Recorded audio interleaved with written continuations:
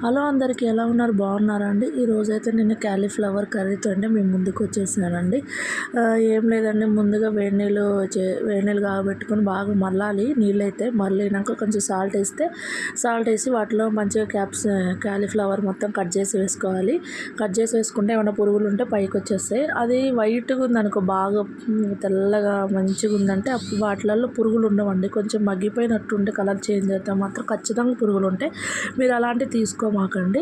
వైట్గా ఫ్రెష్గా ఉండేది మాత్రం తీసుకోండి. అప్పుడు వాటికి పురుగులే ఉండవు అనమాట. నాదైతే అంతే, పురుగులు అయితే ఒక్కటి కూడా రాలేదు. పక్కన పెట్టేసుకున్నాక ఆనియన్ కోసేసి తాలింపుకు మొత్తం వేస్తాం కదండి మనము. తాలింపు వేసేసుకొని మొత్తం ఆనియన్ అంతా మగ్గిపోయిన వరకు కొంచెం సాల్ట్ వేయాలి. మగ్గిపోయిన తర్వాత పసుపు కూడా కొంచెం వేసేసుకొని తర్వాత క్యాలీఫ్లవర్ అయితే మంచిగా నీళ్ళు రాకుండా మంచిగా వడగట్టుకొని వేసేసుకోవాలి. వేసుకున్నాక మంచిగా మూత పెట్టేసి పక్కన మంచిగా స్లో ఫ్లేమ్లోనైతే మగ్గించుకుంటే మాడకుండా ఉంటుంది అన్నమాట.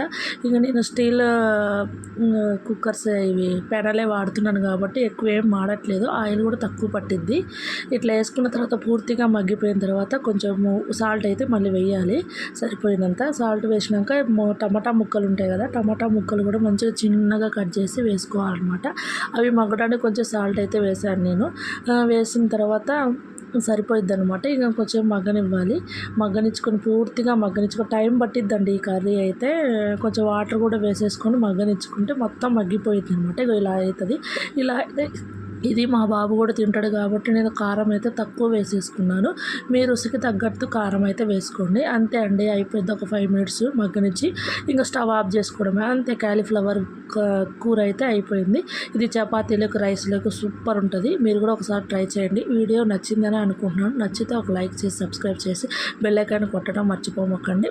మరి ఒక వీడియోతో మళ్ళీ మీ ముందుకు వస్తాను. Bye bye.